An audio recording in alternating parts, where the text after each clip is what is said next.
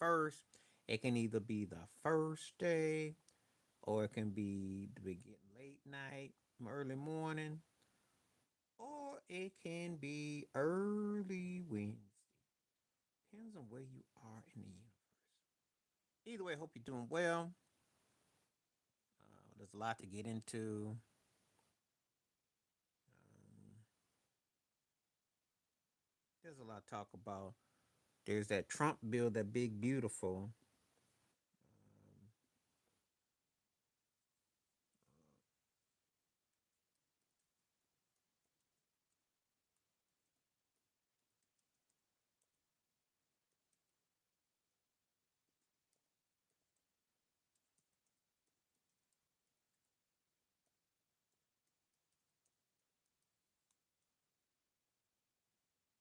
I'm going to talk about that because that's what Trump is pushing. Litigation. It's going to eventually, some billionaires going to stay getting rich. Po going to stay po. So, but we kind of knew that. I mean, politicians is politicians. They only feed the pockets of the ones that feed their pockets. So it's kind of how it goes. Um, ain't no buts about it. Just one of those things. So, you know, it's kind of how you look at it. Kind of how I look at it. And he's no news. A lot of people who support him didn't see this stuff coming, and they're crying, and they got egg on their face, and they're crying like, "I didn't see this," and don't do that. Well, now you gotta know. So that's what's up. So I don't hear nobody crying about you got hoodwinked. He told you what his agenda was. Um, Everybody had to have known what was going to be at stake. So there's no excuses. There's no rhyme or reasons. The turkey was about what he was about. He teamed up with Elon Musk. Musk bought him the election. $250 million spent. Think about it. $250 million gets one man free to go run for president. The other man, 250 million, he stays locked up. Talking about Trump and Diddy. Yo, what's up? How you doing? So it's all. I'm not a fan of politics, the politics. You know how I feel about it. So anyway, we're live here in color, and hopefully people will give me the taste. You have to look on it and Google it about the news. There's a bill being passed right now that's in Congress. They're trying to pass the Big Beautiful Bill Act. Please read it. I don't, people do not watch the news no more. People don't pay attention to what's going on in the world. And they don't understand about the stuff that's going on in Israel and Iran and all that. You got to read the news. We need you to read the news.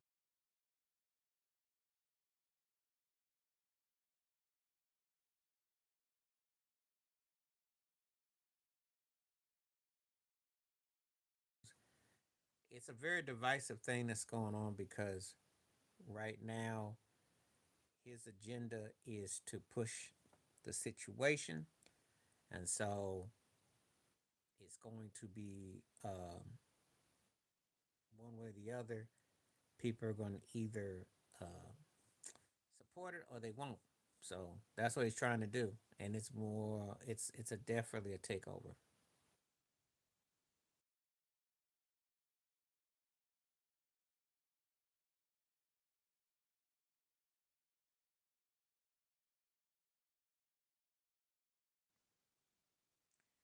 And some people are going to be cool with it, some are not.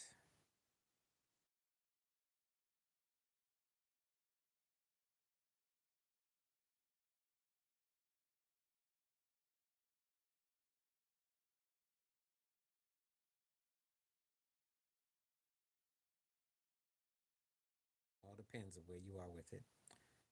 So he's up to his usual shenanigans.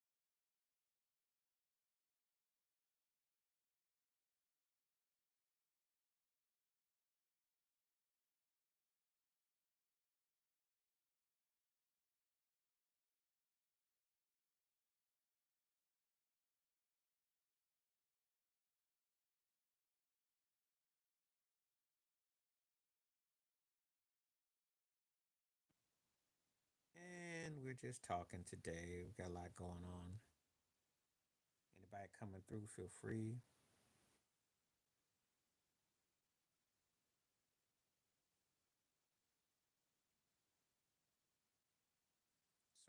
coming through.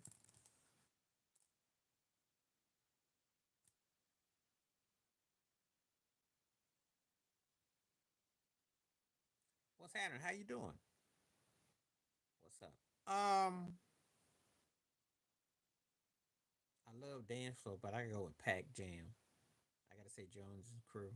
That's a good debate there, because they're very similar, and I did like dance floor, but I gotta go Pac Jam. Good to have you, man. Thank you.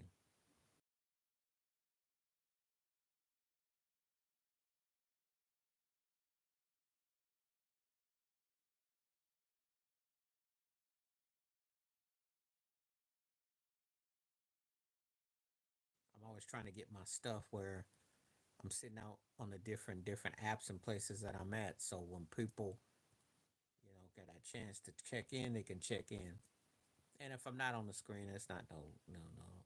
It's just that, you know, I am very much talking, so that's all that matters. But yeah, keep on with the questions. Glad to have you here today.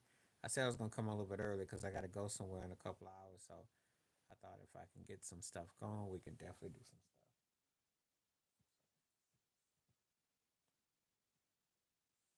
And we're gonna be live. So feel free to give me your thoughts and your takes.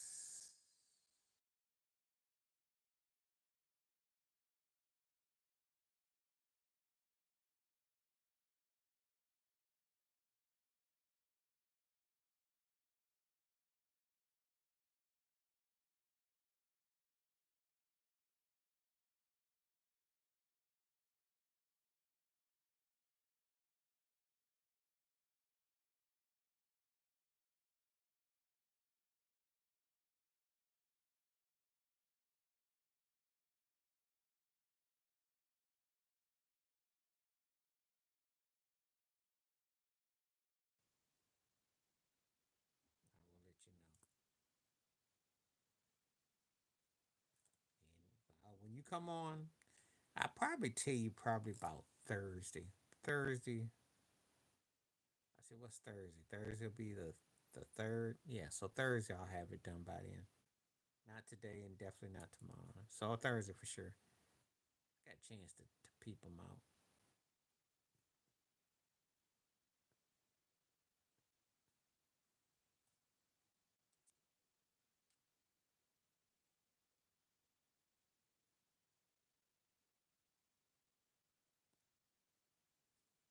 So anyway, but what's going on today though? It's all good. Had an interesting debate. Uh, and if you can hear me good, give me a one. Because I got a question for you, Calvin Jackson, if you happen to be around. So give me a one if you are around. Because if I'm asking a question, I want to get an answer. Because I might make it a future topic in here if I get the response. So,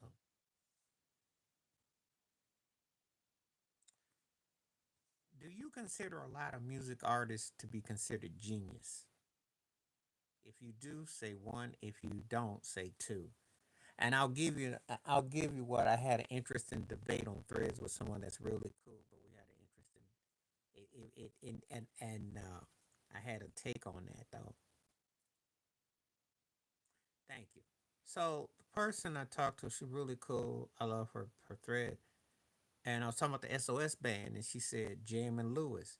She said they were great. She called them genius. I said I wouldn't call them genius. I said Holla Doja, Highland, Gamble, and Huff. I might say that about. I don't think of Jam and Lewis as I say great hit makers. I said, but genius, that's a bit much. But if you think Jam and Lewis are genius, give me a one. If you don't think they're genius, give me a two. See, I'm very picky about when people use the G word because it gets spread around. I can appreciate a great hit making team. It's greatness. But when you say genius, you're talking about the landscape changing. You're talking about, okay, so you consider them geniuses. Okay. Um, yeah, I might be. I've listened to their work. I like a lot of their stuff, but I like them in a particular era. But don't quite. I just don't feel that way about them. I don't think they were the best songwriters. I think they were hit makers. I think they had a sound, you know. But when I say genius, I gotta think that you, like, it's just like when I listen to Holla Doja, Holla and the Gamble and Huff. Those songs endure. I don't look at Jim and Lewis had the sounds and grooves, but I don't think of their songwriting as,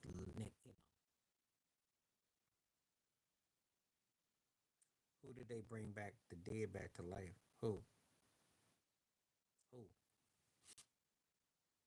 The only artist that they ever worked with that might fit that criteria, and she wasn't dead, but she really didn't have much going for her, was Janet Jackson. Everybody else, they was pretty much SOS Band had a successful career. They just tied in together. I wasn't really feeling what they did with Climax. I like what they did with New Edition. They adult them with the sound. I like that. But who did they bring back that was so, you know,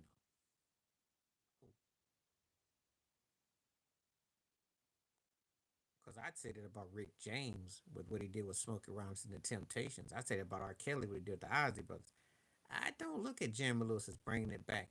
They did a lot with Janet's concern. I think that's the thing. That's their meal ticket. And I like the Sherelle, well, to an extent. I think they underutilized her skills. I think she was better than what they gave her. I wouldn't say Creed Alexander O'Neal because he was going to work with the time anyway. He just didn't want to play Prince's games. I'll say that they helped with, they worked alongside with him. Yeah, so this man had already had hit a money track with "Take Your Time, Do It Right," so it enhanced them. I won't say that they revived them. I said enhanced. They fit in really good. Both sides needed each other. I'll say that it was a teamwork. I'll say teamwork.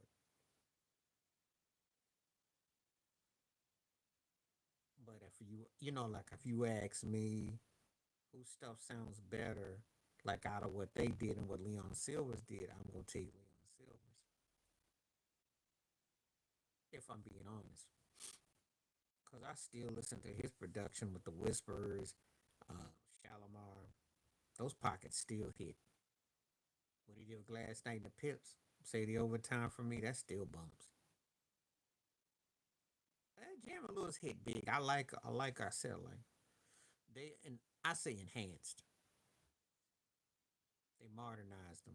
They gave them a little bit more of a modern feel. And that was the only record that they did with them too. Interestingly, I had a real good discussion with a buddy once about Jam and Lewis and say Prince. A buddy of mine said he said Jam and Lewis leave him in the rear view as far as hits. He says, but he leaves them in the dust when it comes to as an artist statement. And I said I understand that because there's two different entities at work there. But it's not to diss them or nothing like that. It's just that I I'm not blown away. Because I heard the songs. I like what they did with the Human League. That was a hit, you know. But I wasn't like they were hit makers, and I will give them credit for being hit makers because it's a lot of work to be a hit maker. However, when I think of when you start talking about the G word, you gotta leave some songs where because do you consider Nile Rodgers a genius? I mean, Nile Rodgers has had as much impact and more so than they have. If you want to get technical about it, because he hit across the lines with a lot of people. So it all depends on how we look at it. I just don't use that word a lot. That's all.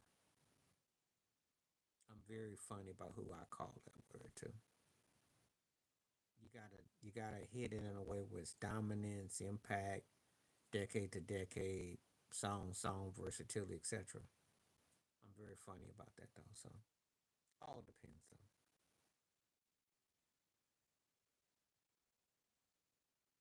But anyway, that's just a little side bit, sidebar.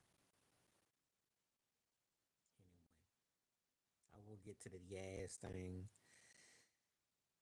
the next day or two for sure. Probably tonight. I'll look for for the slow jams.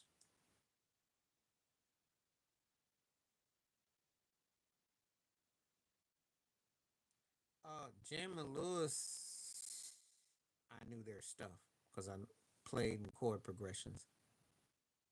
And usually, if it was a female artist, they sunk them.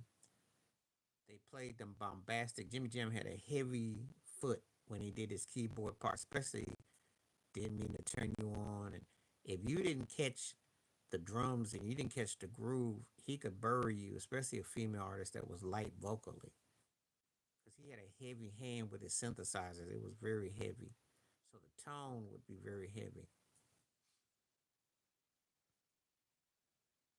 I thought that was pretty formal. I think with Janet and New Edition, they got it right in SOS. I think the early stuff, they get, definitely agree with you on that.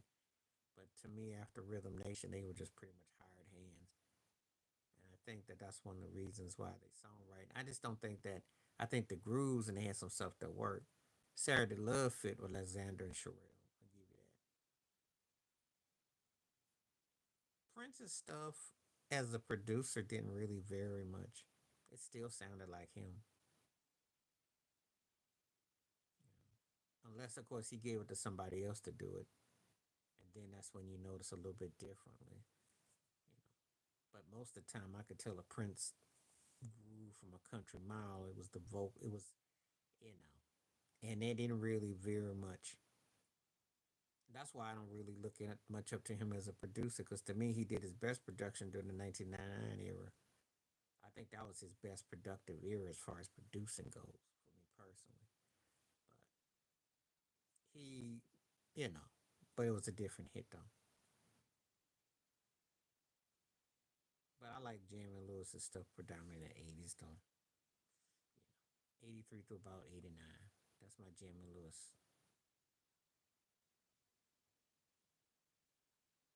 Not to mention that he did Diana Ross. Not to mention Chic. Not to mention that Rapper's Delight, you know, came off of Good Times, which was two genres within their own set.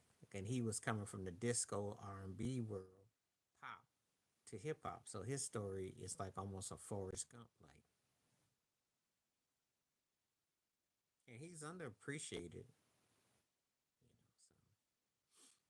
know. So I got a lot of stories with Now just was one of those cats. And he still tours, you know. Sad to see him. Sister Sledge turn We Are Family is a household theme.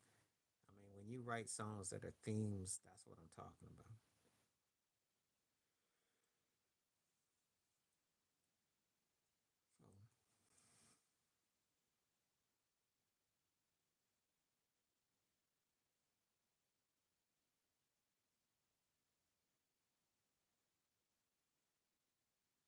So that's how I look at it. But anyway,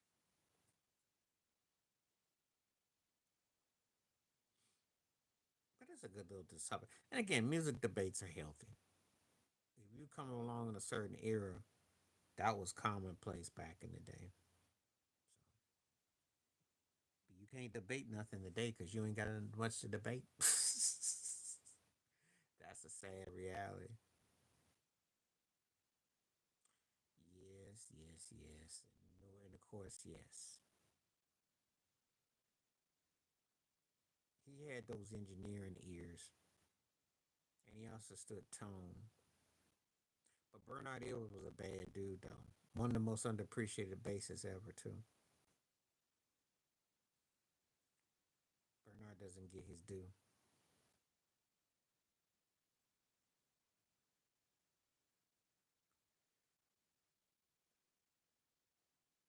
And that's not including the session work he's done.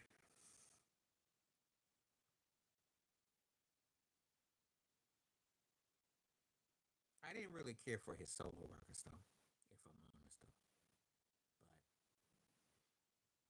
But he worked with Mick Jagger, which was, that didn't really, most people don't talk about that. Who said I didn't like Arcadia? I bought Arcadia. I bought it re-election day. I bought it back then. I wouldn't necessarily feel it today. I liked it back then. I thought Simon LeBon. New Duran Duran was always like the white version of New Edition to me. They had all the spin-off acts, but he never had a Ralph Tresvant solo career though. Big as Simon LeBon was, he never had that. No, I like the Power Station better, but Arcade was cool. I bought the tape.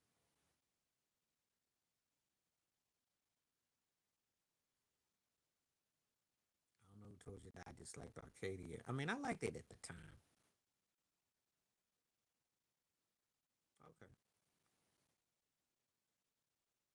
I wasn't that big on his solo career, but man, he played for anybody else that did stuff. I was there.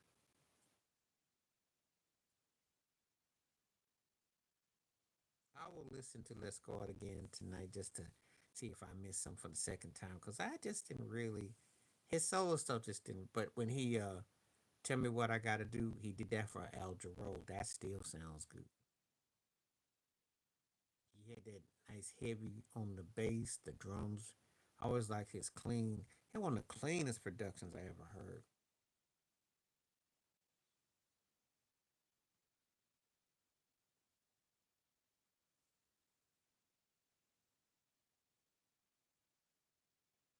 So to peep that out again.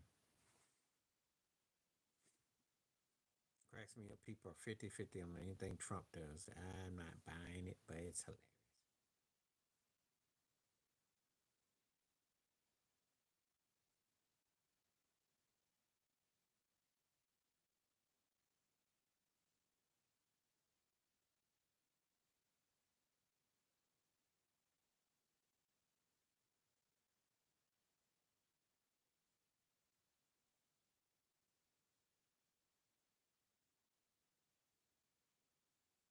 You talk about Rod Temperton?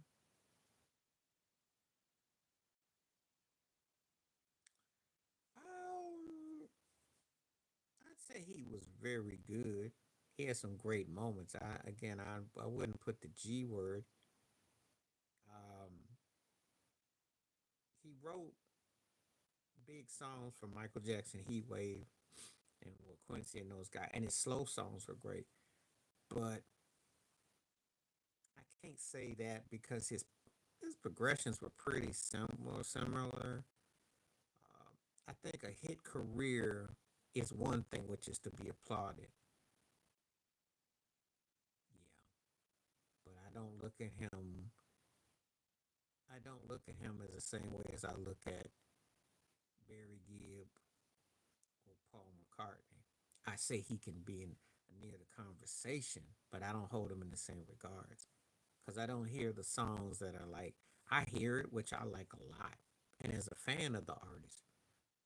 But again, it's like when you're putting it's a certain thing that has to hit a certain way, and I just don't quite I wouldn't quite say that about him, but I'd say yeah, I'd say close to great because he wrote some big stuff, you know. But again, it all depends on our interpretation. It depends on the artist you mention. I'm funny about when people say that G word though.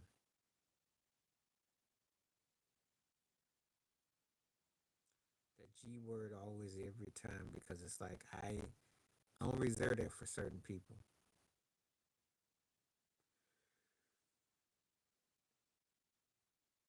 Yep. Well, the first two records, not beyond that. Late in my life, he did the first. He was on the first two, but he had nothing to do with Bad, Dangerous, and History and Invincible and all that. And he pretty much peaked after Sweet Freedom for him and Michael McDonald collaborated in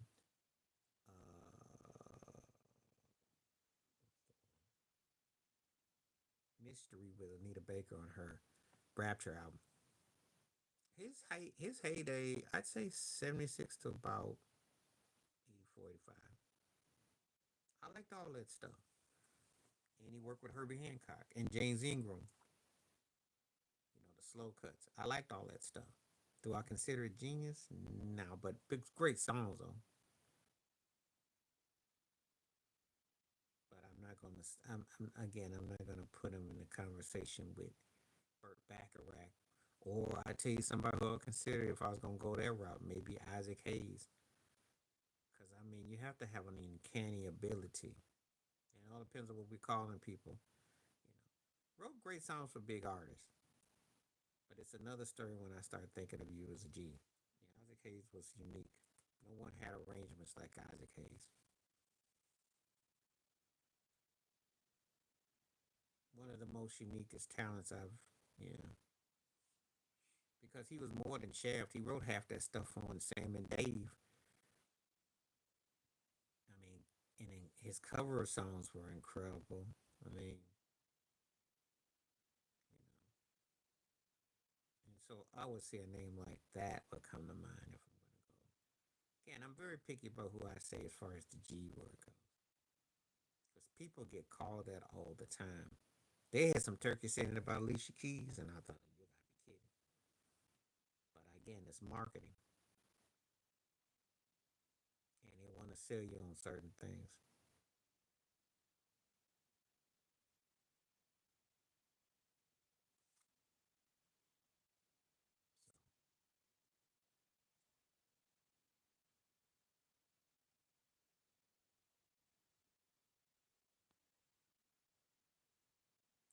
So all depends.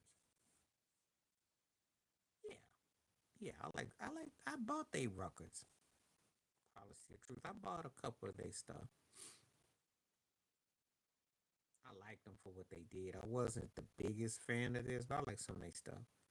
You know, just like I like Tears for Fears. I thought George Michael was a very strong songwriter. It's always good when we have these discussions and branch out because then it says that hey, we came along and thought about certain people a lot. It's just that I think that more and more as time goes by, I hear things in a different capacity. And then again, I don't feel the need to buy nothing. So it's like I heard a lot of this stuff. Yeah.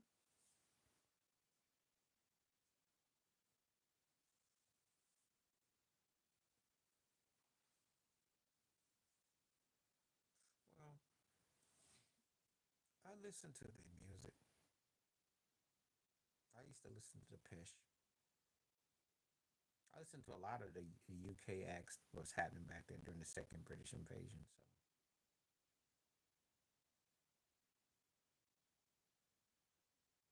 So like I said, artists come and go.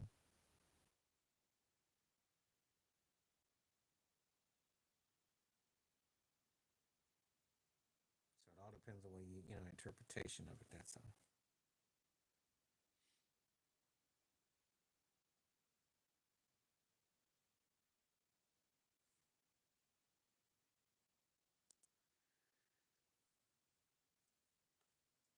We'll see how everything goes. I'll be on here for at least. I think I got next another 40 minutes.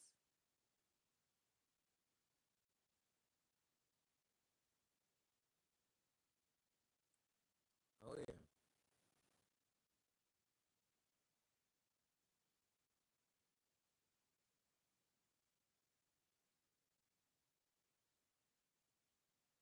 Yeah. It's when you lose a certain band member, people always think that's the end. That's par for the course.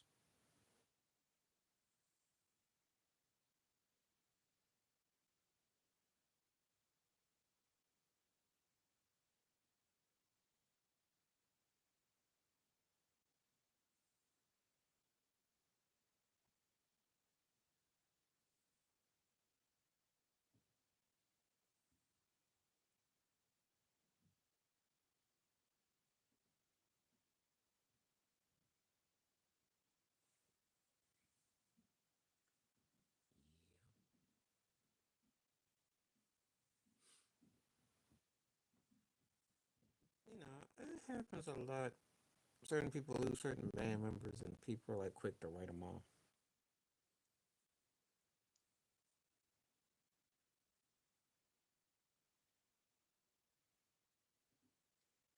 Interesting thing about that, there were two different types of hits because both those cats were multi instrumentalists, and they both had a leader man persona. It's just that Phil really made them more commercialized.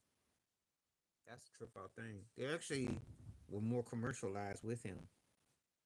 And that's very unique because that usually doesn't happen. Usually, if somebody comes behind somebody, the hits aren't near as big. They actually got bigger with Phil, but it all depends on who you thought was the better leader of the band. And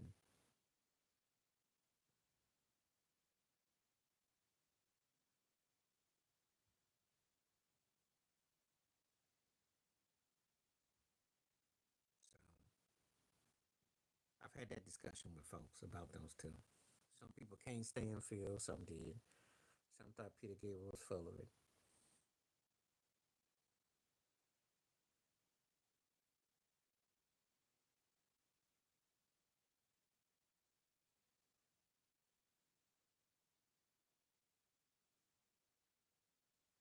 Yeah.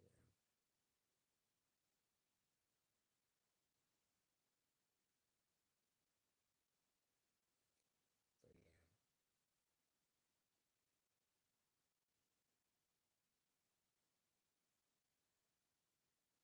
Oh well, I was listen to their stuff long time ago, and I remember I forgot how it was, but I had heard the vocals right, and I back in the day I said Phil Collins don't sound like him because Peter Gabriel got this kind of busy nasal thing going, and Phil sings like and it's a different tone.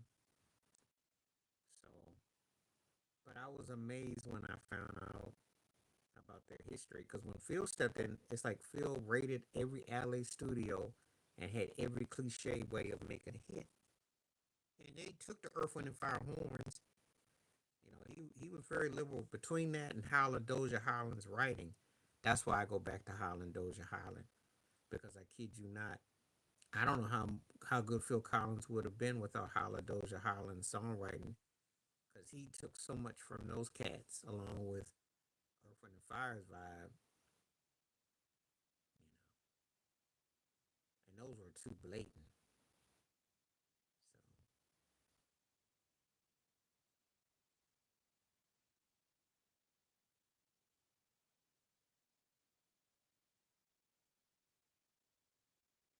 So but anyway,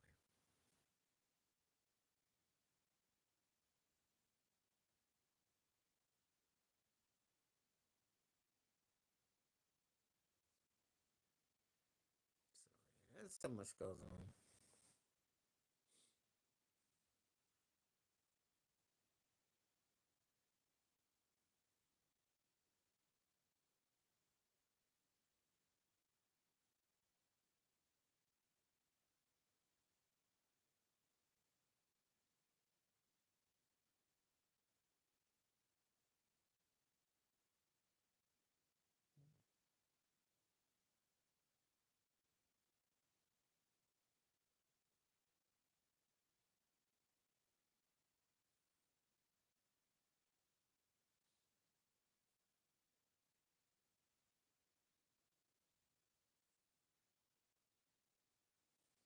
Pick this thing real quick.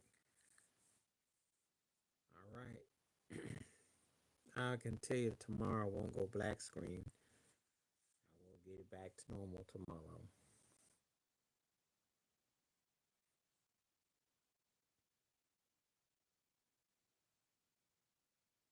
I would give them out of a 10, I'd say about a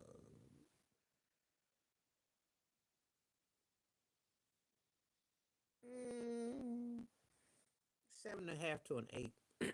Sarah Smile is a classic song. And I love the harmony of Rich Girl. Kiss on My List was catchy. I can't go for that. One on one. I'd say about an 8, 7 or 8, half to an 8. What keeps it from being higher is that some of those songs were like really tight for what they did, but replay value, how many times Rich Girl, Sarah Smile gonna definitely get covers. Can't go for that get a cover.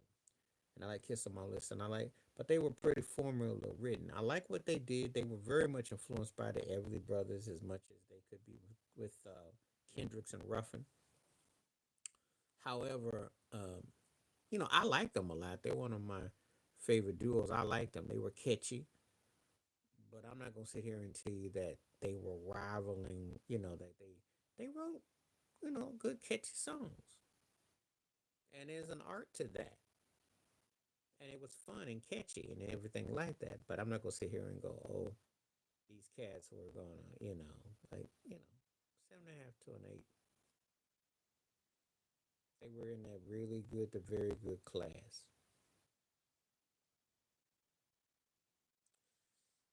With the police, he was about eight and a half. Solo, seven, 6.5 to seven. I loved Set Them Free. If I ever lose my faith in you, feels a go. But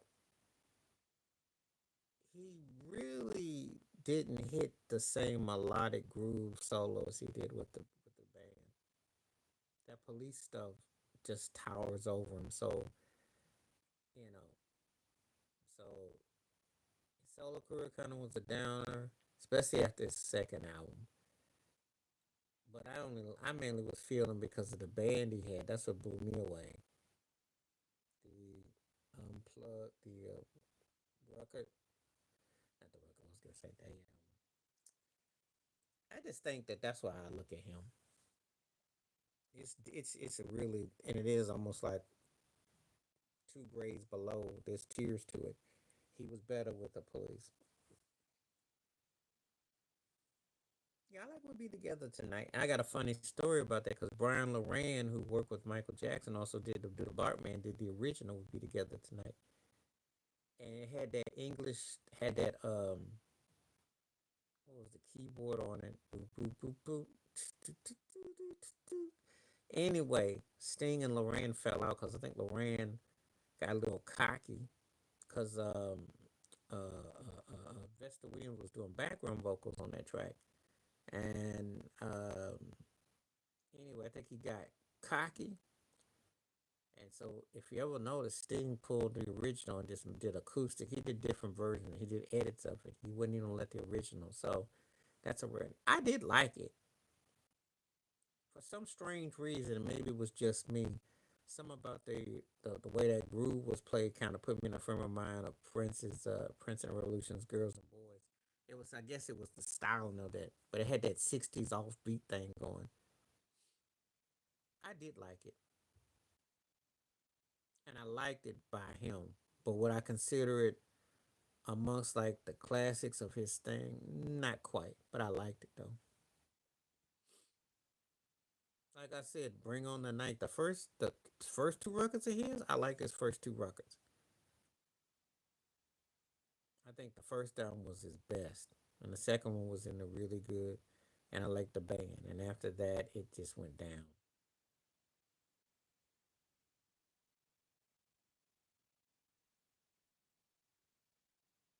But that's how I stand with it. Hmm.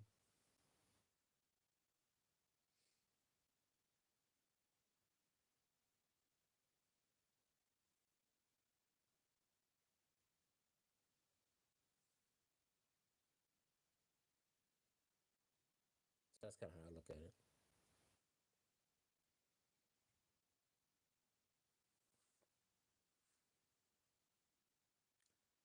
50% on this Trump thing. Okay. I hope people don't look at that picture and say you got froze. Yeah, frozen. But I'm still talking though. What's up, dry turkey? What's up?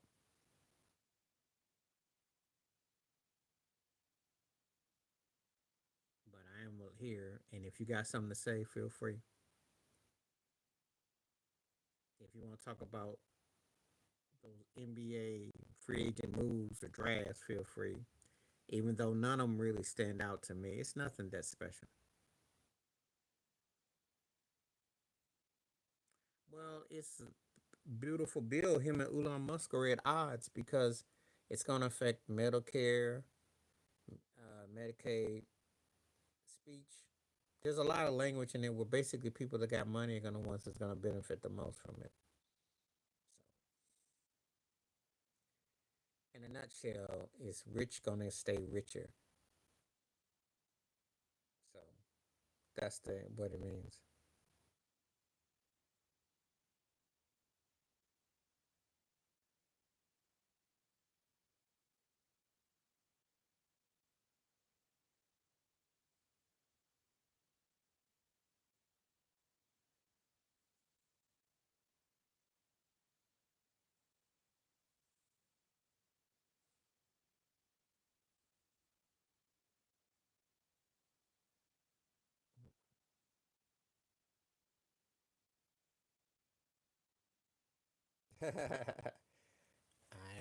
Don't tell me that you actually voted for him.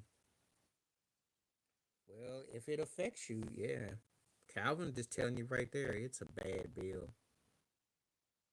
And the thing about it is, even Elon Musk is deciding that, hey, this ain't gonna.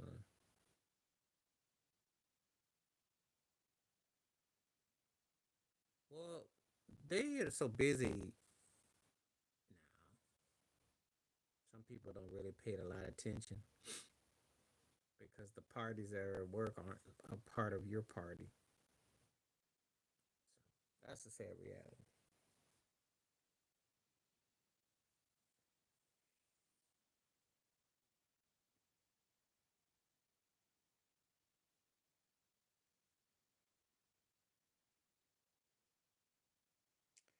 Yeah, well, again, it's all how people look at the news. There's so much politics involved with everything,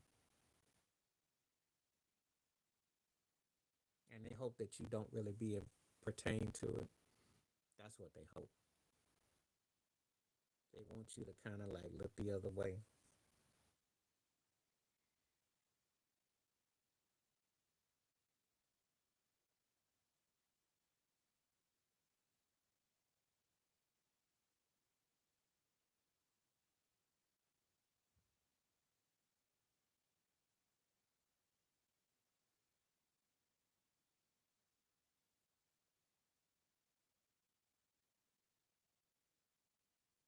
I do.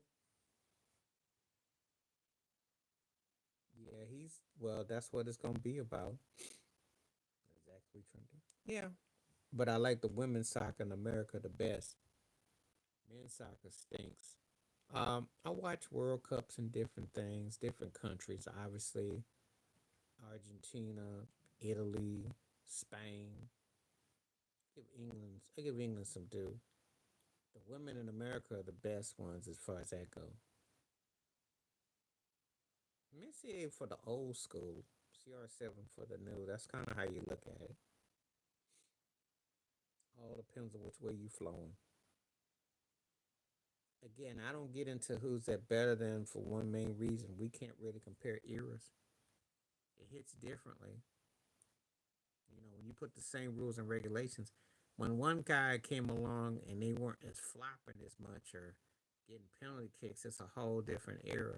It's that's why I can't really do it.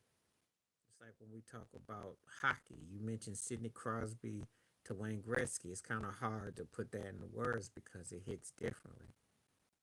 Obviously, you gotta be great at what you do, but it hits different. It's like somebody's gonna probably mention Shohei Ohtani versus Barry Bonds. It's a whole different hit. So I can't compare. I can respect you for what you're doing in your era, but it's a different hit. You know, so much can change with technology and the way people mechanics are. So you know, it's not fair.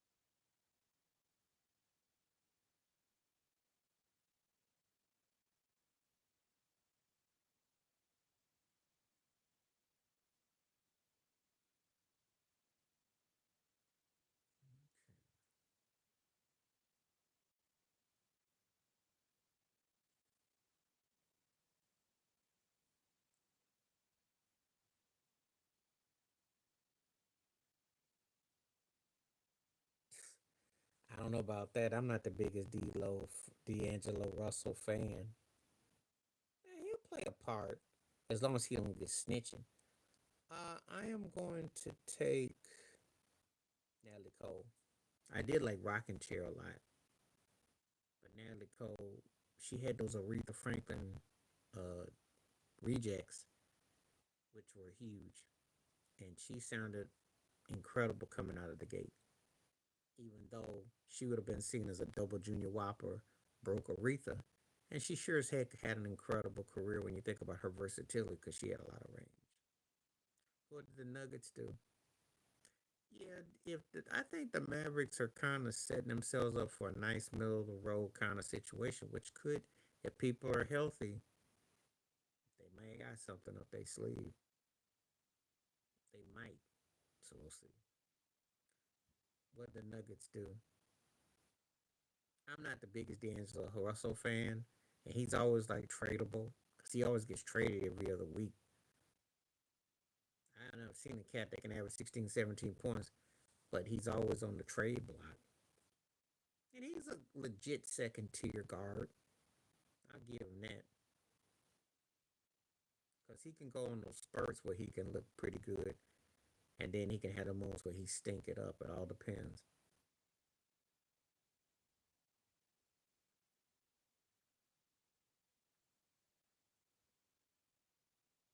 What the Nuggets do? All I've been hearing about is the Rockets and the Hawks. That's all I've been hearing about. So what did they do? Yeah, that's about time. They sent his butt to Spain. About time. Should have been stealing money from me. He ain't been playing worth nothing. Yeah, Cameron Johnson is definitely an upgrade because he can actually score. Michael Porter Jr. is frustrating. I kept thinking that he's gonna turn into a light bulb version of Klay Thompson and just score. Not like he's gonna be as prolific as Klay, but he can shoot. But he had too many games where he's doing single digit. If he even halfway cooked, they beat OKC. And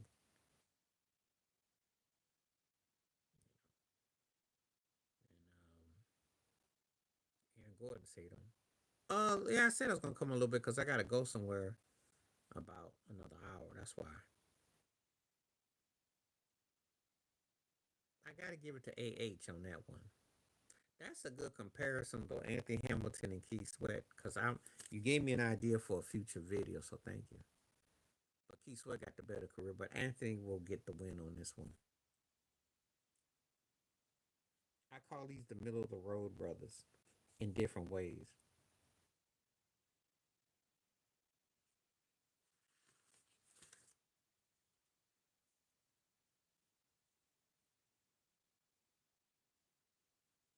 Glad to have Charlene on board. Thank you, Charlene, for coming through. That's an interesting question because I hadn't even thought about it until you mentioned it. Thanks, Calvin. You mentioned those two, and I never thought there is some parallel in a different way. Now, obviously, you look at Sweat with New Jack Swing, but he has that smooth timing. He's the cleanup version. Anthony Hamilton's the dude who's been working on your carburetor. But they kind of, it's interesting. But Keith Sweat clearly got the better career, though. But I like coming from where I'm coming from. I got to give Anthony that one because of that. It's an interesting situation with certain artists. There's a reason why you mentioned them too, and I hadn't even thought about it because they both got that drowny, sleepy voice. Anyway, it makes a good discussion. 60-40 in the voting. He did. He just never hit though. If he'd have had the half of Keith Sweat's career, he would be. I think people would have a higher appreciation for him because he just didn't put it to no use though.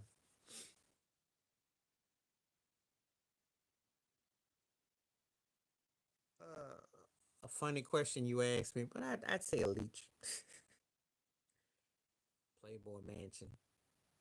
And listen, as a kid, I had respect for the cat.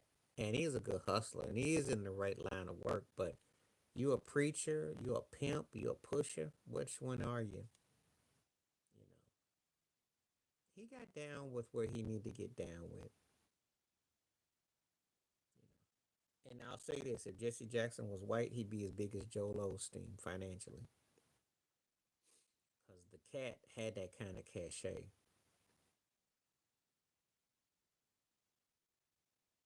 He is.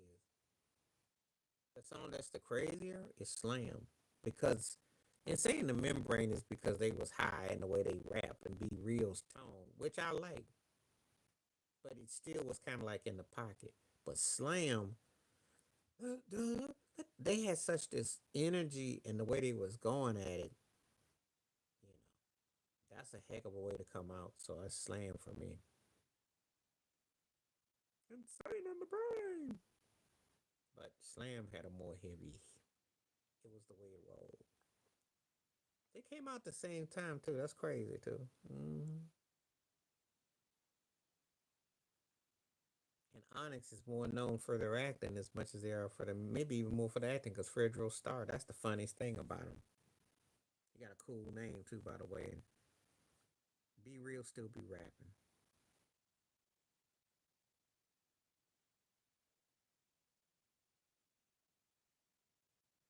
No, I no. What he says is legit. Logistic, but his vibe, everything that's been, it's just like Al Sharpton. They represent until they don't represent. So yeah, well, again, if you're a minister, you're bought and paid off by who's ever in the White House, and you're pretty much taken care of. You're exempt. So it's a game.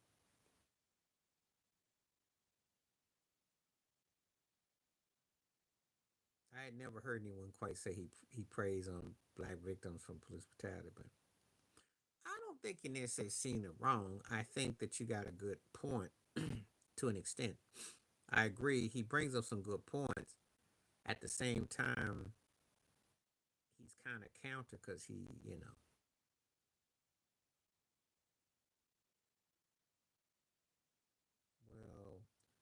yeah. But we've dealt with that all our lives, though. So that's no grand revelation. That's only for people who ain't really spoke on it. That's all. We've had to deal with that forever and a day. The slave catchers.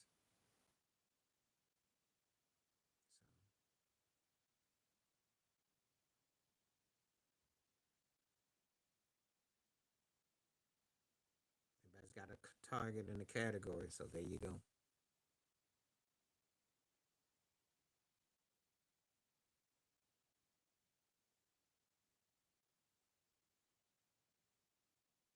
Please hit that like up and if you participate, come on through.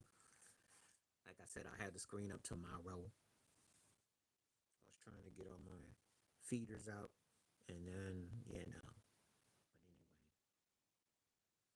but yeah, yeah, I got my thoughts and takes on old Jesse. Jesse, something else. His son was too. If you want to know about Jesse Jr., Google it.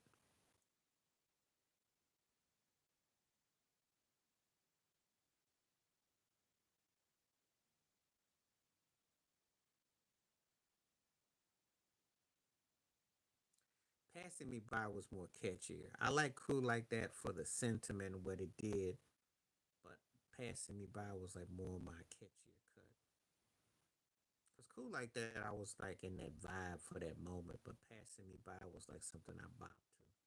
I think the Far Side was definitely underappreciated. Because when I think on the East Coast, De La Soul and all them got all that love for the and Tribe Called Quest, but the Far Side has some stuff too. They got this one cut that I still ain't heard from since that I really like. I can't think of it. I'm taking Bill Withers. Because Grandma's Hand is hard to beat. And I love Al Green, but that simplicity of Bill Withers.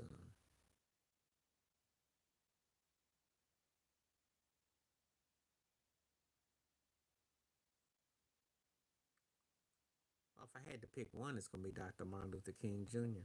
I don't think you can find anyone else since that can touch that. Grassroots, did the whole thing. Sacrifice, lived the whole nine. He took the whole nine. I mean, he was before me, time wise, but he endured. I can't think of anyone else because when they got places, and he carries more weight than some presidents do, and both sides. The only reason why I wouldn't say Malcolm is because he spoke in the same capacity, but it was that Dr. King took on the whole totality. And he ended up doing just like Malcolm, and Malcolm ended up digging him. Got much respect for both. Oh, for today,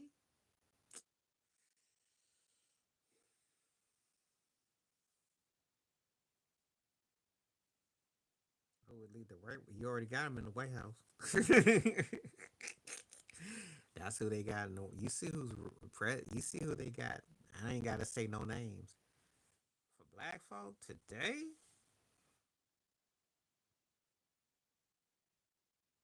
that's amongst that's alive and well. That today, there's parts of me that likes Jasmine Crockett.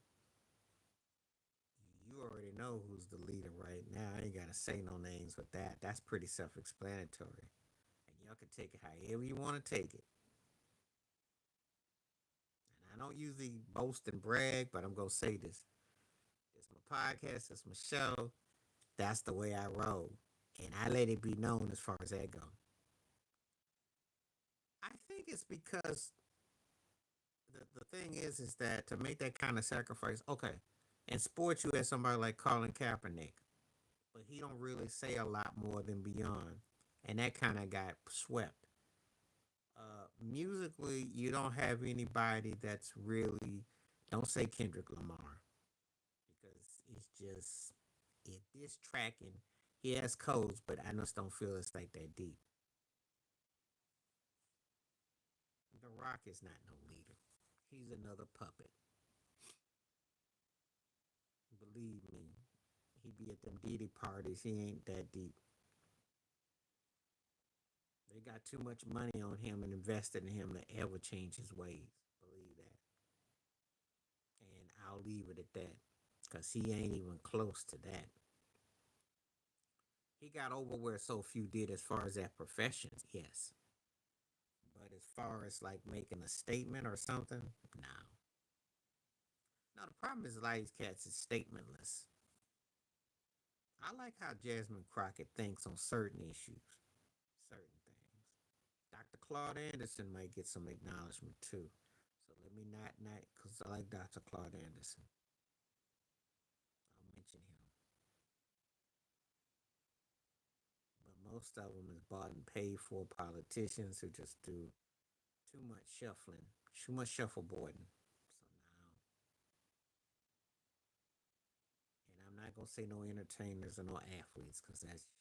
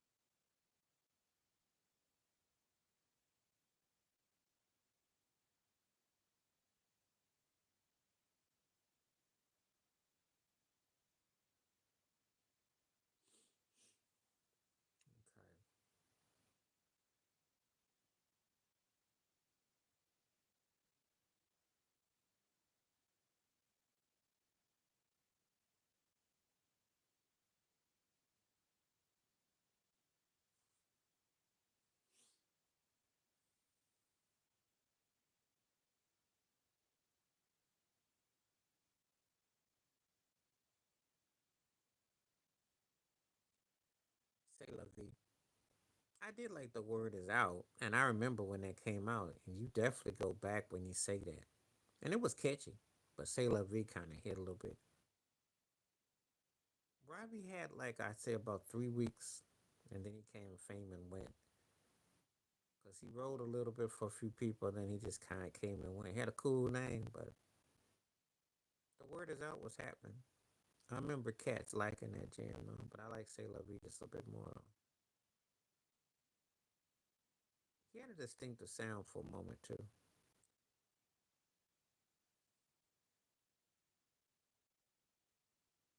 And you remember when Jermaine Stewart went funky where everybody loved Jody?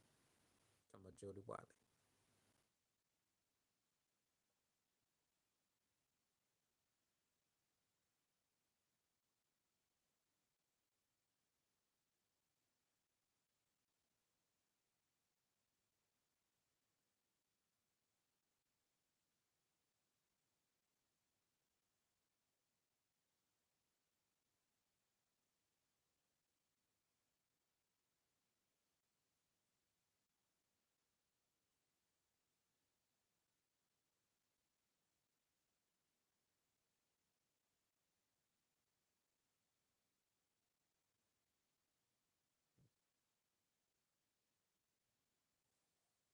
Okay. See, we got now. Let's get some conversation going. I'll be on for 13 more minutes today.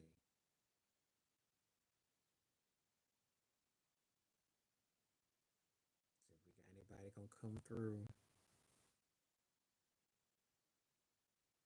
Two names I hadn't heard about in years. When you say Jermaine Stewart and Robbie Neville, I did see Jermaine Stewart, but no one say Robbie Neville. Oh, you definitely go back. You say Robbie Neville.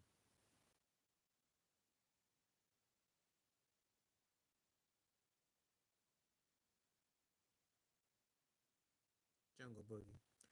I like Pick Up the Pieces because of the horn charts. It's very James Brown, and I love the groove. But Jungle Boogie, they just were on another level. They had they funk on another dial, and they were so bad that James Brown gave it up to him, and James Brown didn't give it up to nobody like that. So Keanu Reeves is a very cool cat.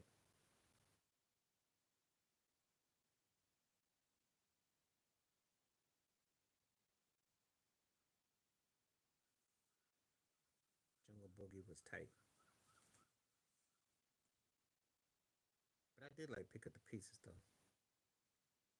Yeah, Keanu is cool. You know, he has a lot going on with environmentalism.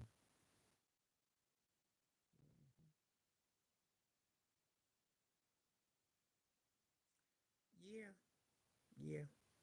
I don't hear a lot nothing knock on him per se. He doesn't seem to take himself too serious, and he seems to be even temperate. So yeah,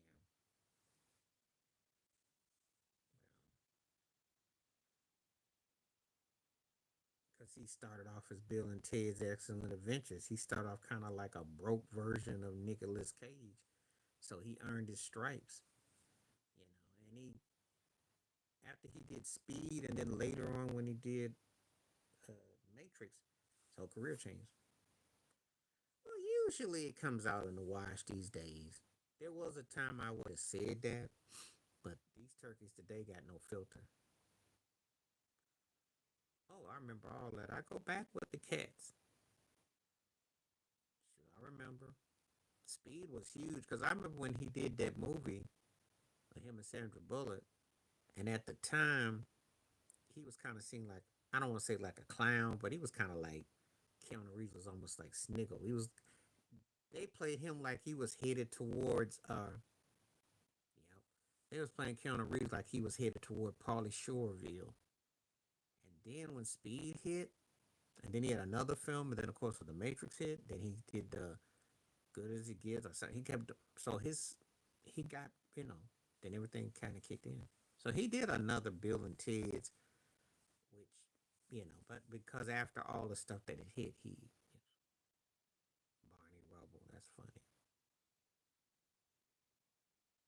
Yeah, he got like I said before, you know. But that did take a that took a minute before that hit though.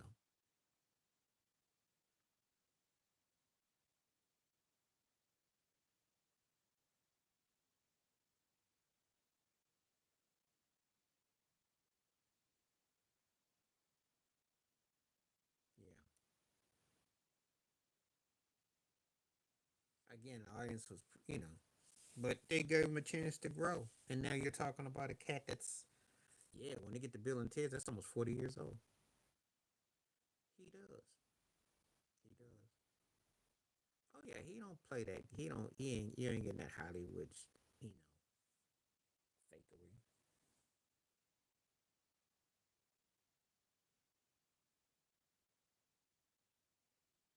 Yeah, he got a good film. Like I said before, he's got a good career. But I remember when people were clowning him.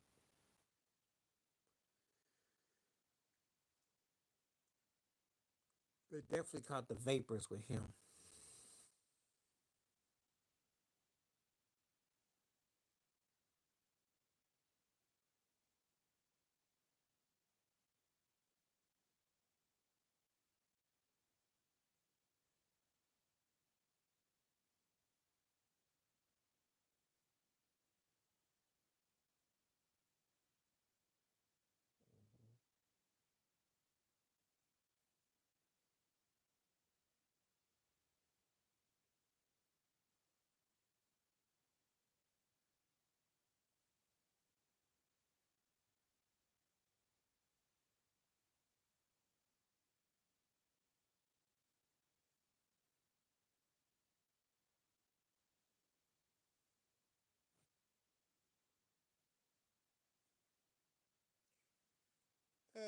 Soul Plane, but I know I'm not big on Kevin Hart, so wrong person for me.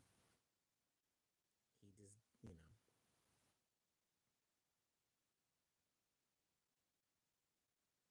I don't understand what you're doing about James Woods. Oh well, he's doing what he always does. James Woods is one of those guys that I'd say like a broke version of Tommy Lee Jones. Like he hit his big moment for me probably when he did Casino. But I've never been big on James Woods. I just always thought that he was kind of like an average, slightly better than average cat, but not that many.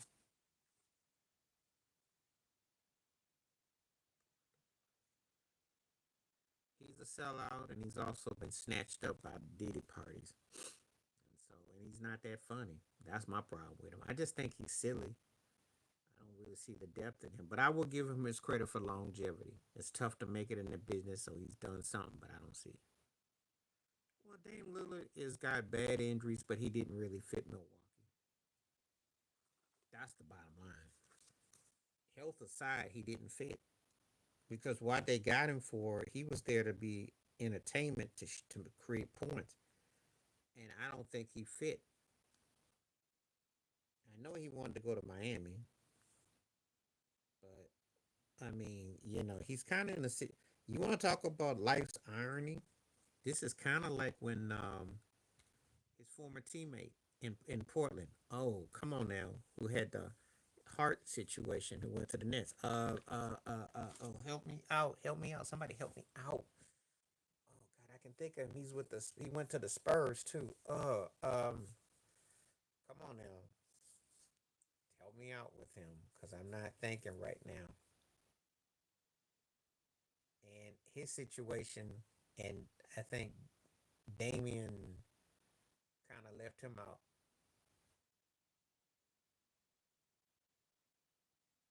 I thought he was in Casino, and I thought him and Sharon Stone were good in that. And he had one other movie. No, no, not Fox. James Wood was also in Once Upon a Time in America, long time ago.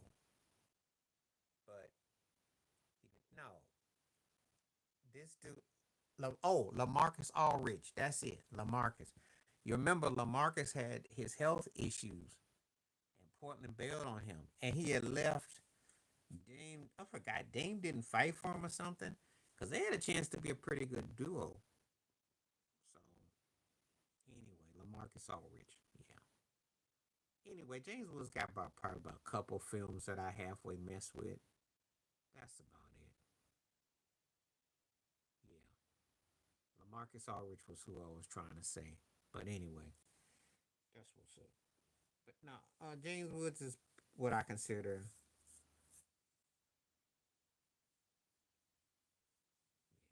James Woods is what I consider like a high third tier, a low second. But now back to Kevin Hart. Now it's cornball. He got over. I ain't hating on his success though. He's had a long run, but I don't think that's memorable. I never hear anyone debating his comedy films and saying, "Oh yeah, you know." He's had a career though.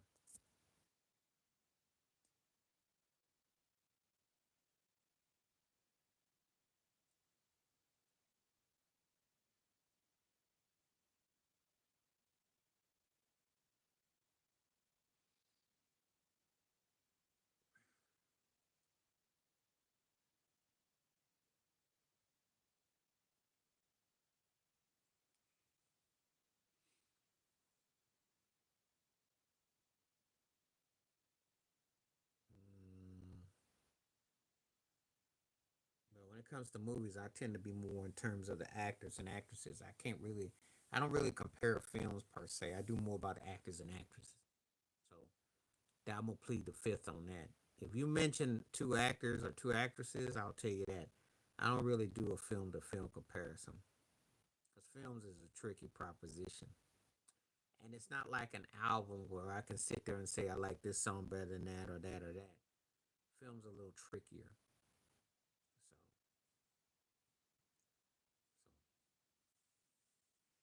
So if you mention me directors, if you say like Martin Scorsese and John Singleton, or you mention Spike Lee versus Quentin Tarantino, I'll give you a definitive on that. Films is too tricky. What you mean? What?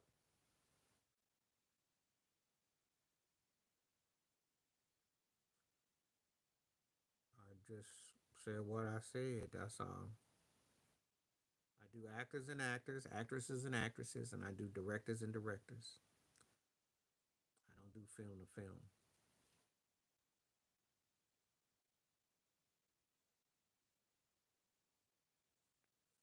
Film to film is not something that I really do because, again, it's subjective. Now, it's like asking me would I choose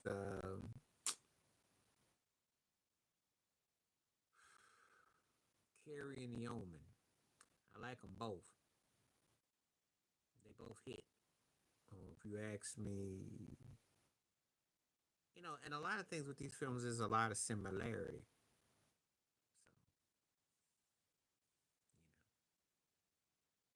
So, like obviously, if you ask me like Superfly, Shaft, the Mac, I can tell you one, two, and three, but I like them all in different ways. See, now ask me who's the better actor of all three. I'll tell you how I rank them. Like I'd have Ron O'Neal first, Richard Roundtree, and then Max Julian, and all three of them were charismatic, but in different ways. Music and films it hits different. Music, I can talk about an album to an album, or I can talk about a producer to producer. Movies are different. I've been to both. Plays are more, they hit a different than opera. Because obviously, if you're singing and interpreting, you're conjuring it up, and it's almost like pantomiming. Play, you really have to be so in tune, and then how the characters are, but then it feels like it's strung a certain way. So they hit differently too. Opera, you're following along to the character, but it's almost like pantomiming too, because so much has to go into the tone and the voice and the feel. Plays are like, yes, I have. I used to live on the East Coast, so, and I didn't miss a lot of stuff. See, a lot of stuff depended on where I lived in the United States.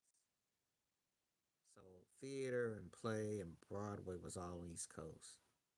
Outdoor plays was when I was in the South, and then took on concerts, all kinds of stuff in different places.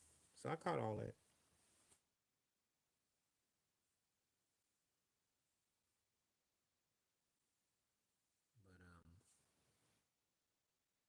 I watch film, I see so much similarity with stuff. See, that's the thing too. I watch so many movies that there's so much similarity that after a while, you're trying to compartmentalize that too, and it's like, okay, this one makes me think of that and this and that. But acting and then directing and and the actresses, that's where I get into my strong suit. I know people want to know. Let me give you an example: Boys in the Hood versus Menace to Society. Now, sight on scene is similar, but then it's not. It's not because when I look at Boys in the Hood in another pair of eyes, it's very well rehearsed and cliche. Yeah, cartoons I can do because of what I like, but that's more of a preference. Again, that's a preference. I prefer Bugs Bunny. Scooby Doo is my favorite cartoon. But again, it's what I prefer. That's more prefer than it is what I can debate, if that makes any sense. See, if I can debate it, that's a different sway. We can like, okay, now Men's Society was the better movie to me. Boys in the Hood was more polished. And I noticed it more as I look at it in hindsight. I liked it. Don't get it twisted. I liked the movie. But it had 15 different storylines with Fishburne and Angela Bassett, and then you had Cube and his brother, and all that. They had a lot going on, which can made it kind of. Singleton had this jarring thing with the whole complexity and that. Menace was more raw to the point. Menace. Now I like Boys in the Hood soundtrack probably a little bit more. Yeah, but see, even in something, the film game is a little trickier than music because the film game they do so much more similar. And no, no, no, no, no, no. That's a choice. Of course, if you're a gentleman, you want a court, but I don't believe in that. Mm-mm. Depends on who you're dealing with. That's an interesting question. That almost came out of left field. You really caught me with that one. Now, I think that, depends on what you're doing and what you're going to do. I say give yourself an options that ain't too expensive so you don't hurt your feelings and hurt your bank account.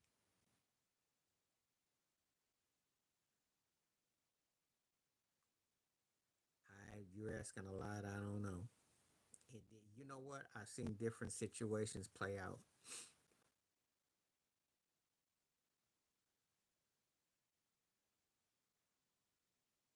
So it all depends.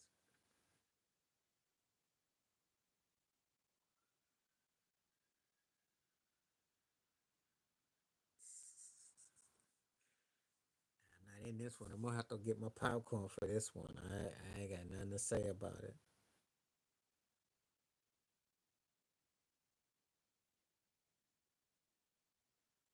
See, I could tell you like this. I know guys who did ask women out and stuff like that, and then they end up getting invited to home cooked meals. So does that disqualify that whole page? Home cooked meals. I had a relative of mine.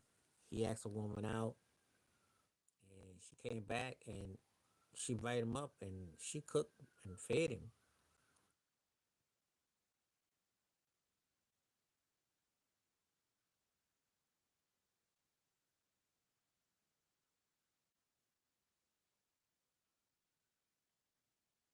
So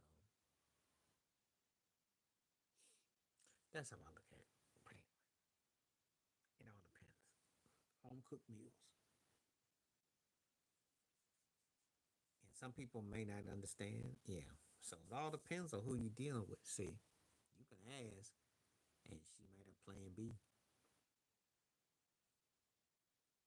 I could tell you different stories about that where it don't even go to no money being spent. It's just that someone enjoys your company and they all good with it. You'd be surprised. Then I know a situation where it went Dutch. So it all depends.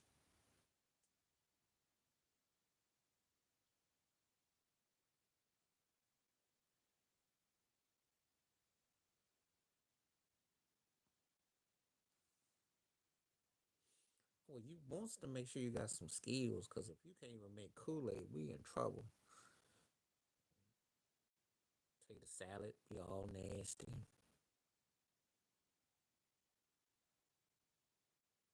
You know, the simple stuff. I mean, it comes down to what you want to do. Old school cats do it. New school cats might not. See, so that's why I can't. Again, that's another one like asking about the two things. Depends on where we coming from. Yeah, no, some things used to be like pretty automatic. What you gonna say? Today you can't say that. I be watching them videos where they be doing the cash apps and they say, "Well, I'll app you up."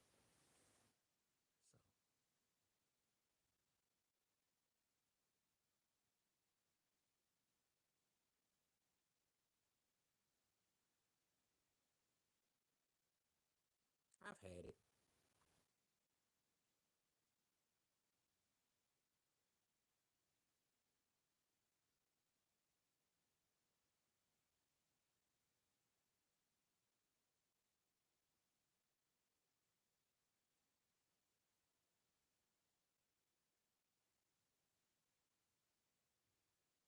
I don't. It again depends on how you manipulate your potato salad though. Some people know how to make that thing taste like something. Some people can make that thing taste like it's dry. So it all depends. All depends.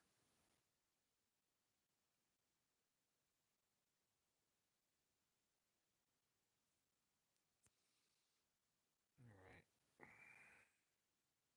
I got about 5 more minutes before my rollout. So I will be back tomorrow. But I will have the screen up tomorrow. We might have a verdict tomorrow too, so we shall see.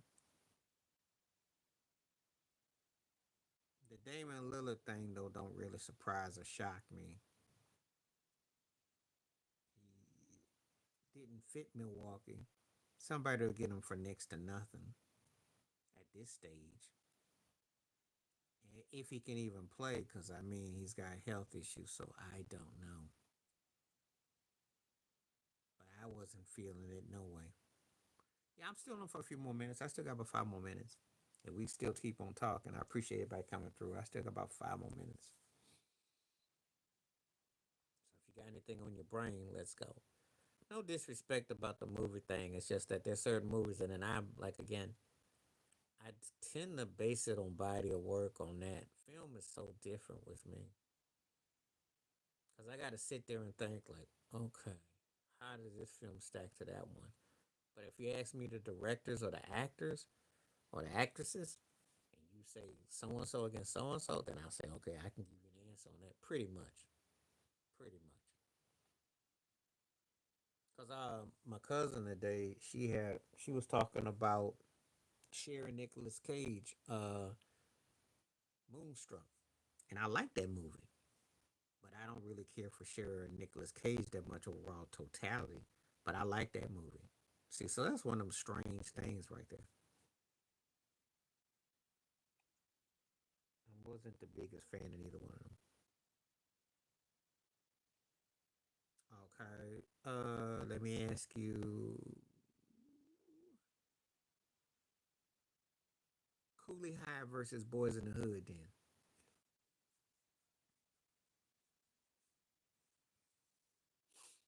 let me see which one you take.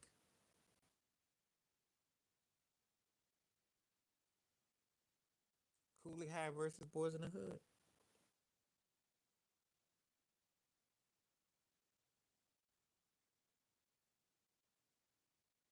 See, I'm gonna take Cooley High,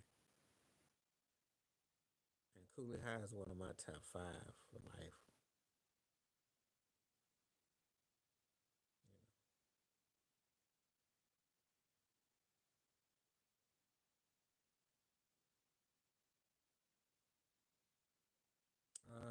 Let's see. Saturday Night Fever versus Purple Rain, the movie. And actually, there was some similarities in the movie in a way. There was a when I think about it, I'm taking Saturday Night Fever in a blowout. The irony, though, is that Hollywood was so racist that they wanted Prince to actually do the music for John Travolta. They said, "Well, if you do the music, we'll have him star in the movie." That was the funniest thing, but that's how Hollywood operates.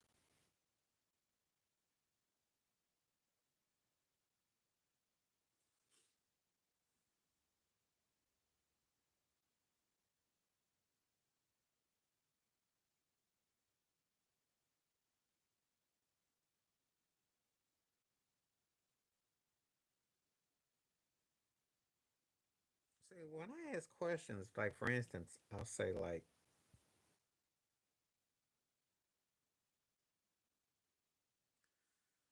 "Well, that was a reflection of those Italian kids." I didn't like it, but if you watch, funny thing about Saturday Night Fever, it's kind of like a precursor to The Sopranos. If you grew up in the New York, Jersey area, you know exactly what I mean. Well, Purple Rain, Prince took that whole thing with the chick going throwing the trash can from the Max, so people were offended equally. The women were disrespected in PR, so it all depends on how you look at it. They both had issues.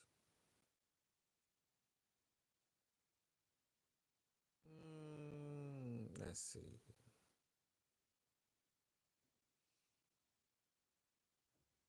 me see which one could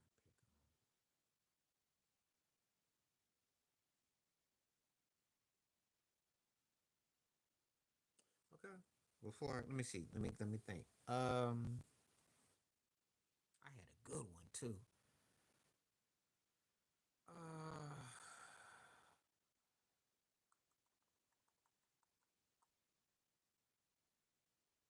Cause I had one that was kind of similar.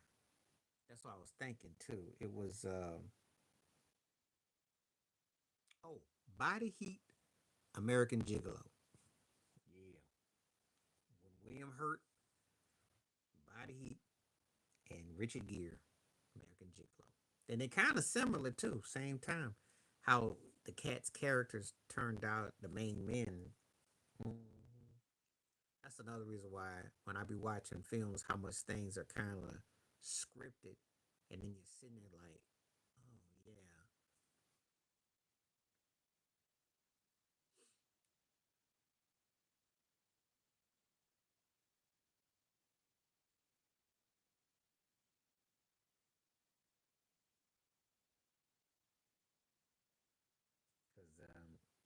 I watched those films and I liked it. That they had that type of vibe back then, but I know it's a lot of similarity too.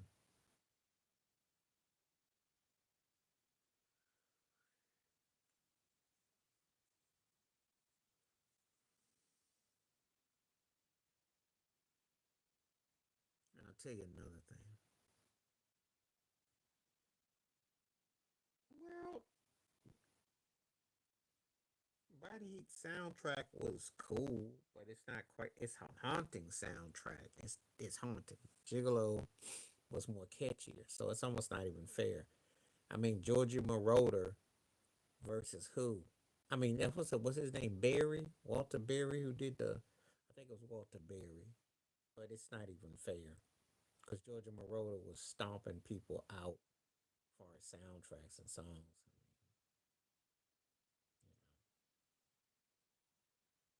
It's almost not fair. But when I do these films, they almost kind of like are similar. It's kind of like when I talk about the Wiz, and then I talk about the fish that say Pittsburgh. It's dreamy like.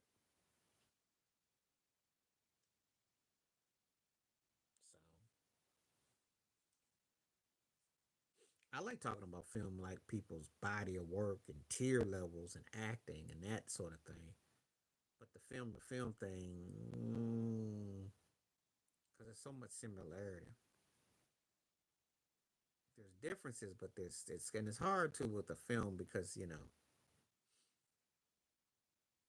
Dr. J had that Rolls Royce and that tight afro, and Rodney Allen Ripple. I think Rodney Allen Ripley was in The Fish That Saved Pittsburgh. Is kind of slept on soundtrack too. That's the vibe though.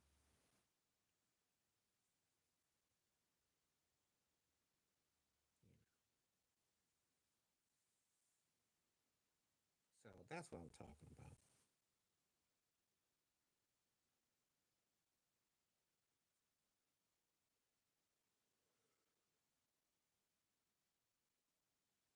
Or if I asked you, guess who's coming to dinner versus Jungle Fever?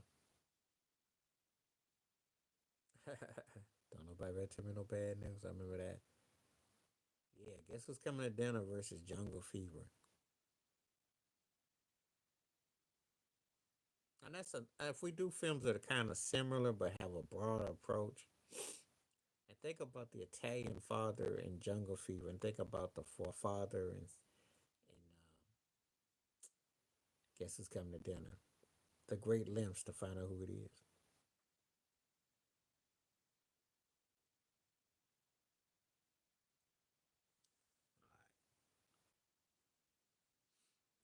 That gonna be my last one. So after that one, I will be back tomorrow. Let me know what you think. Give